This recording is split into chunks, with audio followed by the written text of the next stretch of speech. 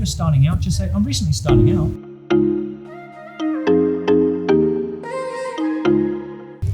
So Rupal, here we are again. Hello, Richard. Hi. Surprisingly, I know. Lots of funny to see you today. Yeah, lovely to see you. See you a lot.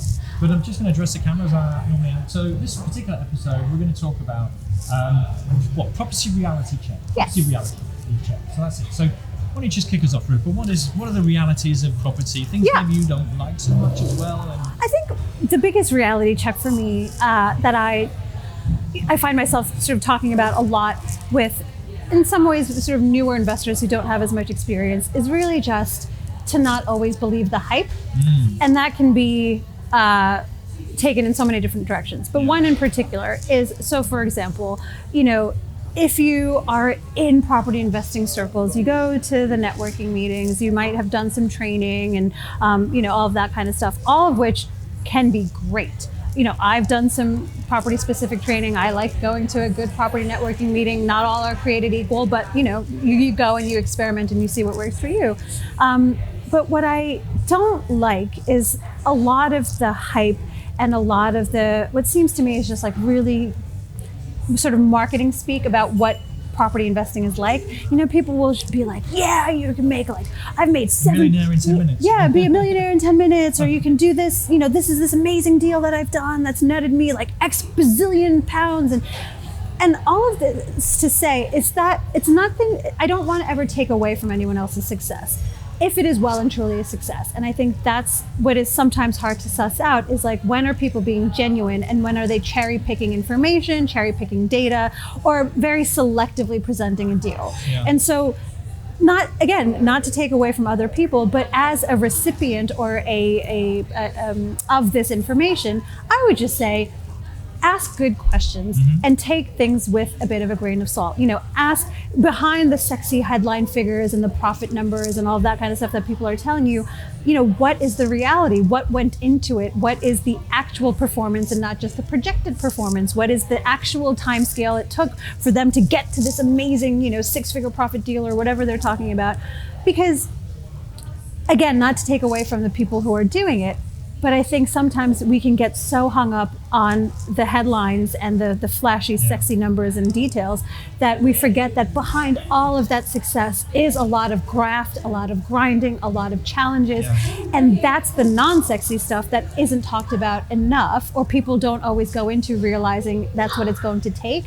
And you and I sort of, to use the term, are a bit sort of, we're veterans of this to some extent. We've had the highs, we've had the lows, we know the pain that goes into every single success that we've ever experienced. And so it's just to be a bit more open about that, to encourage others to not just talk about the successes, but some of the challenges, because that is the reality. Very little in life comes without a cost in time, energy, effort, whatever. And so, again, just sort of, instead of hyping everything up, let's just be a bit more real about it. I'm glad you said that. Yeah, be real, be authentic, be genuine. There's so much we could talk about there. But the one thing that really pops into my mind is I interviewed a man called John Howard. I don't know if you know him. I don't know him, no. John Howard, he's a property trader and developer. Okay. He's really a veteran, 4 decades in the business. Wow. Okay? So I interviewed him. In fact, and I read his book before I interviewed him for my podcast. And one of the things that he wrote in his book was this. In his 40 years, he said he'd never had a development project that had been delivered both on time and on budget. And I asked him this, and I said, that's incredible. When I read it, it was incredible. It was also refreshing, by the way, to see someone actually write that down and be real about it. And I asked him the question, and he said, well, yes, it was more about conversion projects in particular. He said, he really had not had both of those things happen together, and that's in 40 years. And so I guess my takeaway from that is what I don't like, in Safari is the fake it till you make it type of thinking. Now, don't get me wrong. I think if you're starting out and you're trying to convince people to back you or, take on a service that you're delivering, you need to put your best foot forward. You need to present yourself in the best possible light. But don't fake it. Don't have a photograph of yourself in front of a Ferrari if you don't own the Ferrari. And let people assume that it's yours. That's faking it till you make it. And I don't like that. So if you be yourself, if you are genuine, Yeah. I believe, Yeah. and just even if you're starting out, just say, I'm recently starting out. Yeah. But these are my plans. This is the very well thought out structure that I want to proceed with. This is the due diligence I've done. That's the thing, is like, you know, you don't actually have to fake it. All of the preparation you're doing that you would have to do for yourself anyway, if you're sharing that with other people, that should be enough of a credibility, sort of stamp of approval, whatever you want to call it, because that is what is actually important. That's the substance. It's the thought, the time, the effort, the research that goes into everything that you're doing anyway, or should be doing anyway, that if you share it with other people, you know, it's almost hard not to be impressed if it's done very thoughtfully and carefully. And it reminds me as well, there was a colleague, when I was in corporate land, before I sort of came into this crazy world that we're in, I had a marketing director who was a colleague, and he said to me, he actually used to have a quote of the day. I used to love that. Oh, okay. And this one particular quote of the day has stuck with me. And they just kind of came up with it between themselves. And it was this: always look for the personal motive. So if anyone's presenting something to you, whether it's an investment proposition or a service or any kind of offering, what is their personal motive? Now, it doesn't mean that it's a bad one necessarily. Exactly. Everyone's got them, we all do, for what we're doing. But look for it. And then once we understand, maybe we can ask some questions. What's in it for you?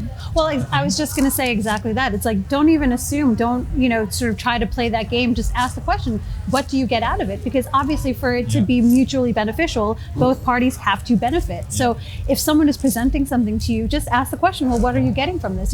And be okay with the fact that, of course, if you're getting something, the other person should be getting something too. And that's just the reality of business and relationships. Yeah, absolutely. So you talk about research and doing your due diligence. So that's another thing I strongly believe in. It's just, I'm looking at my stomach, which is probably not a very good thing to do on a video, but I'm just talking about getting in touch with my gut, which is quite big in my case. But, so getting in touch with our instincts and our judgment. But equally, don't just rely on it. You're not really good, so check. Yes, trust but verify.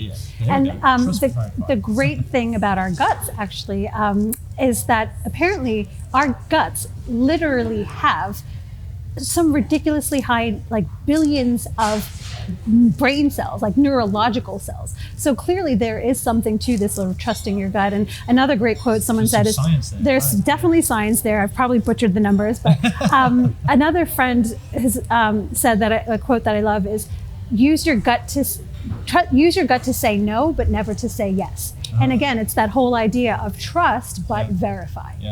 So I think some good points about looking for personal motives. I think, trust and verify. Get in touch with your instincts. Some really good advice. I'm trying to think where else we could maybe take this conversation. How things, realities of property. I would say the other one that it's not sexy and people don't like to hear, a really long time. And it might be project specific, but we all set these targets, whether it's like a financial target or a property number target. And the reality is that the universe has absolutely zero stake in making that target come true. So whether it takes you 10 years or 5 years is almost irrelevant, and sometimes it will take you 10 years instead of 5. But the key to focus on is that if it is something you truly care about, it doesn't matter. And as long as you're constantly making progress along the way, doing the right things consistently, educating yourself, making sure you're sort of protecting yourself, all of that kind of stuff, doing smart things, adding value, it shouldn't matter. And so be prepared for things to take a little bit longer if they do, and also be prepared to have your goals be totally, or to at least recognize that your goals and targets are just arbitrary. You've just chosen them. Why should it take 1 year instead of 10? Why should it be, 20K instead of 100? Whatever it is that we're choosing, just recognize the fact that it is arbitrary. But because it's arbitrary, it doesn't matter if it takes a little bit longer, to come to pass. I think when you were talking, it reminded me about the idea that we usually overestimate what we can achieve in the short term. And massively underestimate what we can achieve in the long term. Agreed. So that's what came to my mind. Agreed. I think really, probably in thinking of a closing comment, for me, one of the most significant things I've kind of learned recently is how much liquid cash or easily liquidatable assets you need in your net worth. And so whether it's project specific, portfolio specific, or personal net worth specific, I think it's probably between 10 and 20% of liquidatable, funds, and this is something that I was very grateful to have actually in my own case. So a lot of people, speak, we talk, because this is all about risk tolerance. Yeah. And I was chatting to an investor and friend of mine, and she was, saying, I'm probably not going to say the figure, but she said, I feel poor if I don't have this much money in the bank. Yep. And I said, where did you get that number from? Yep. Because it was a very round figure. Yeah. And she said, I don't know, it just feels like a good number to have. And I said, what is it as a percentage of your net worth? Yeah.